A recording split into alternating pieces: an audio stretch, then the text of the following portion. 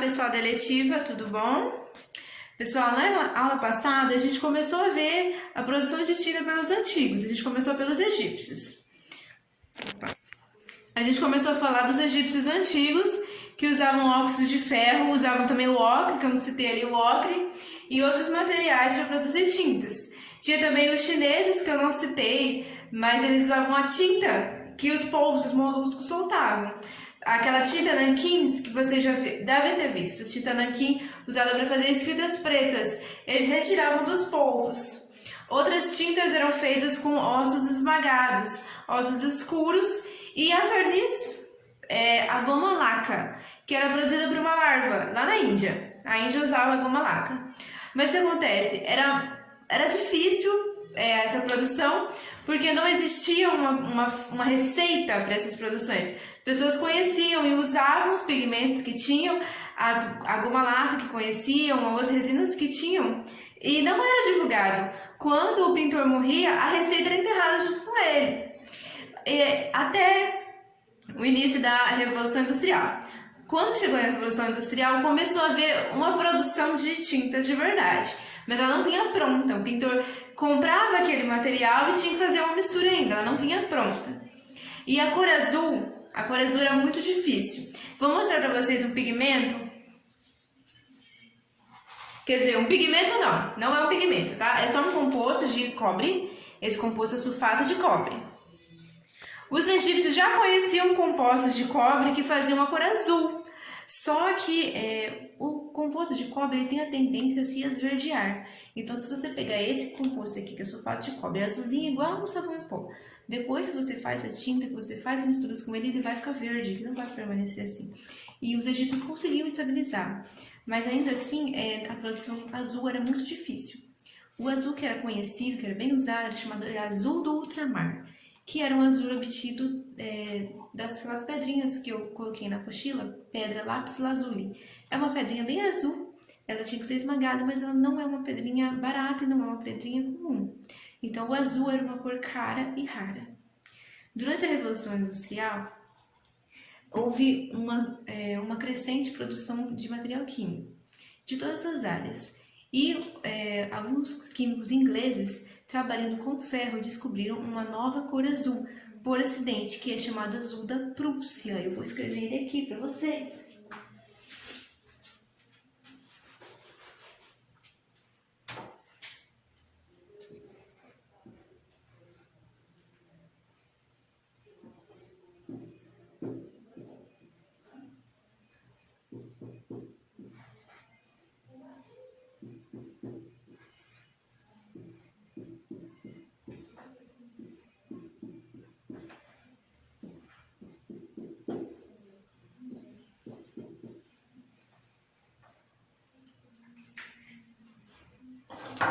Esse composto aqui dava origem a um pigmento azul, um azul bem forte, aquele azul royal. Eu vou colocar no vídeo para vocês a fotinha dele também, tá? O que vocês veem nesse composto?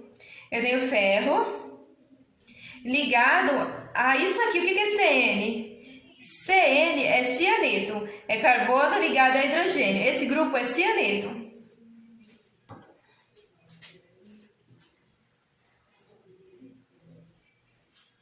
Então, a gente tem um cianeto-ferro, ou ferro-cianeto, tá? Ferro-cianeto é o composto que dá origem ao azul da Prússia. A partir daí, se tornou barata a tinta azul, se tornou comum.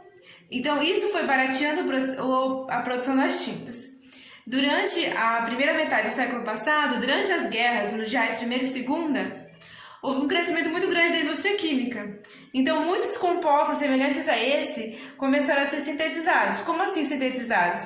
Ao invés de buscar na natureza o composto pronto, como faziam antes, passaram a produzir os compostos. Porque perceberam que os compostos de elementos metálicos, chamados compostos inorgânicos, possuíam cor. Agora, o que vocês precisam ter em mente e em mãos? Vocês precisam ter em mãos uma tabela periódica primeiro.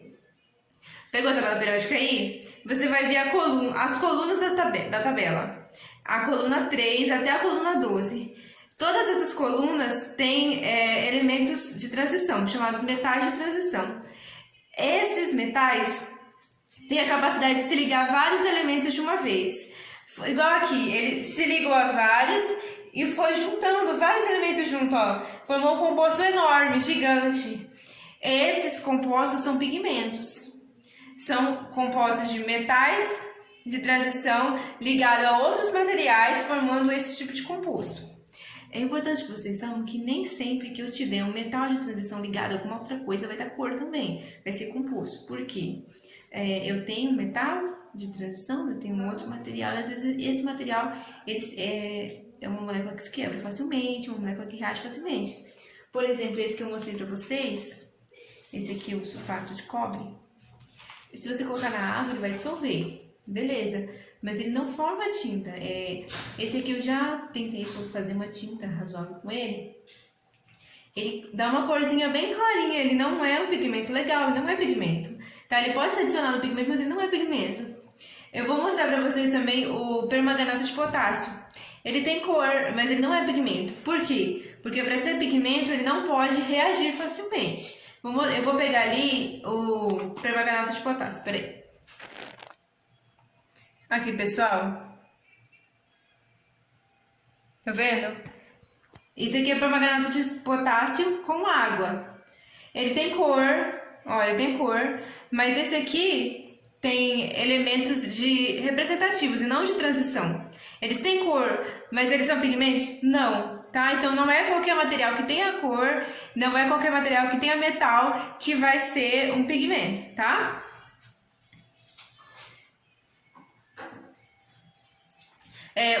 O que é difícil? Porque não existe uma fórmula para você olhar, tipo, esse aqui é pigmento. Mas pela estrutura que você vai desenhar, você vai perceber. Vai ter um metal de transição no centro ligado a outros materiais. E isso vai formar um composto. Esse tipo de composto é chamado de composto de coordenação. Tá? Grave esse nome, composto de coordenação. Esses compostos são o que formam os pigmentos inorgânicos. Só que com o passar do tempo, a indústria química passou a produzir compostos orgânicos. Isso não quer dizer que são compostos naturais ou que seja saudável. O caso de ser orgânico é por causa de ter o carbono o elemento principal. São várias cadeias de carbono. Quem for do terceiro ano que estiver estudando química orgânica vai entender bem isso, tá? São cadeias de carbono diferentes tamanhos, diferentes ligações, que formam compostos orgânicos. Mas eles não são mais saudáveis, eles não são mais naturais, tá? Orgânico é só por causa do nome carbono. Mas voltando a falar agora dos compostos inorgânicos, eu vou colocar alguns aqui no quadro pra gente montar. Eu vou montar um e vocês vão montar os outros, tá? Que tem a orientação aí na apostila. Lembrando que esses compostos têm um metal no centro ligado a vários outros elementos juntos, tipo assim, formando uma estrutura assim bem grande, complexa, que é o que faz cor. É importante vocês saberem, esses compostos, por que eles dão cor? Porque eles absorvem as ondas eletromagnéticas e refletem uma só. Então, no caso azul da Prússia, ele absorve todas as cores e reflete só o azul. Então, ele absorveu as ondas eletromagnéticas e aqui tem a frequência do azul, ele devolve. Por isso a gente vê o azul. No caso dos compostos dos elementos representativos, que são dos grupos 1, 2 e depois o 3 em diante, esses têm geralmente uma cor branca. O sal é branco, a cal é branca, a soda cáustica é branca, a potassa cáustica é branca, né? E tudo isso aí é branco. Ou tem uma cor bem branco ou levemente cinzentada. Quase todos os compostos que são de elementos representativos. Exceto aqui no caso do permanganato de potássio, que ele é bem colorido, né? Ele é bem roxo, mas ele não serve como pigmento. Pessoal, eu coloquei uma molécula aqui no quadro. Vocês podem ver que tem 2 átomos de cromo, que é um metal de transição, e átomos de oxigênio em volta dele. Nem sempre a estrutura do pigmento vai ser grande, tá? É uma característica que elas têm, de poder formar compostos grandes, mas nem sempre vão ser estruturas grandes. Por exemplo, essa aqui, ó. Esse pigmento forma um amarelo. sulfeto de cádmio. E esse aqui forma o verdes, alguns tons verdes. O que é importante vocês saberem sobre esses elementos, esses tipos de elementos? O cromo é um metal de transição.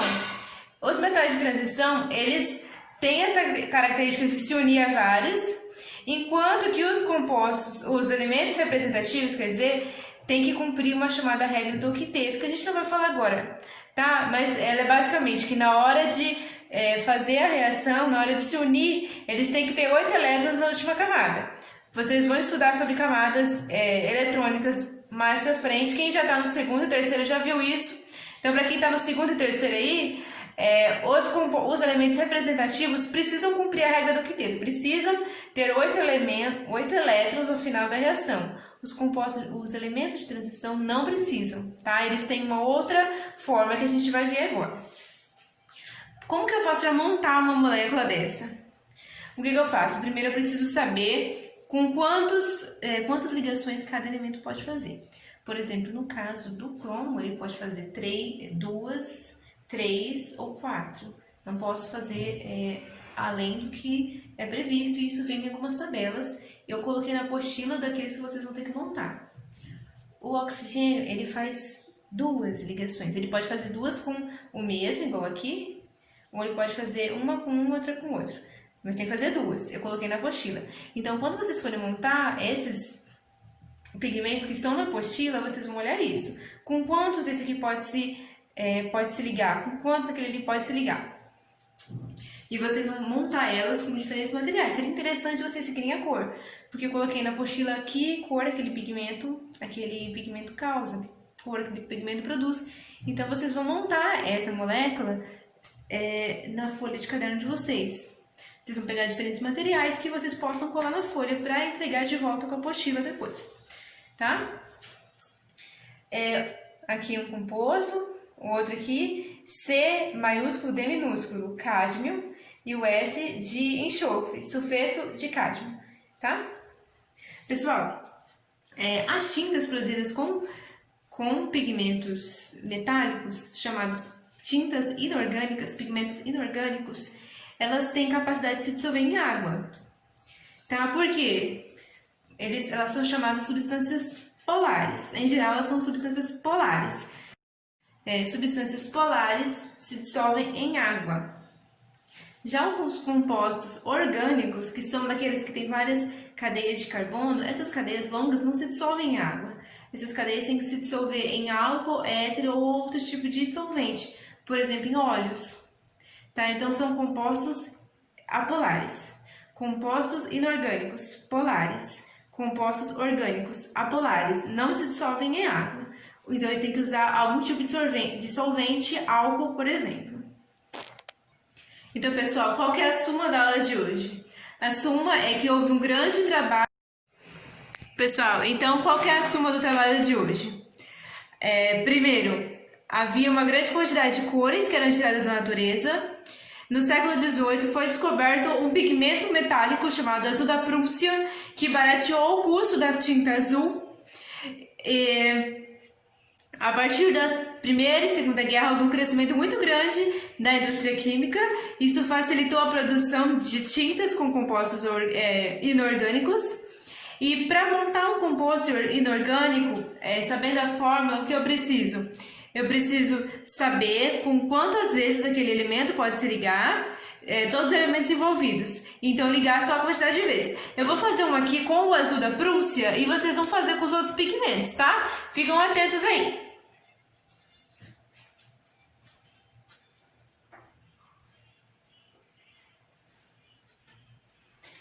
O ferro é um elemento que ele pode se ligar até 6 vezes. Lembrando que ele é um metal de transição, portanto, ele não segue a regra do octeto, tá? Ele tem as próprias especificações de ligações. Até 6 vezes eu posso ligar ele.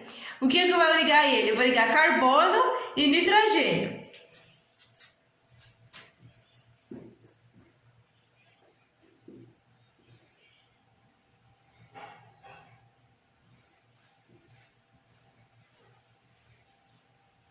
Carbono. Mas ele não é ligado só a carbono, ele é ligado a cianeto. O que é cianeto? É carbono ligado a nitrogênio. O nitrogênio tem que se ligar 3 vezes e o carbono 4. Então, olha o que eu vou fazer aqui.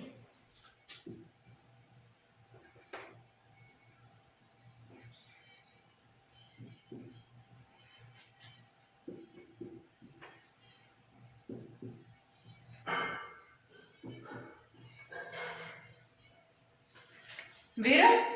Ó, o nitrogênio tem que se ligar 3 vezes. Ele está ligado 3 vezes no carbono. O carbono tem que se ligar 4 vezes. Ele está ligado 3 vezes no nitrogênio e uma no ferro. Então tá todo mundo ligado com a quantidade certa. O composto está pronto. Entenderam?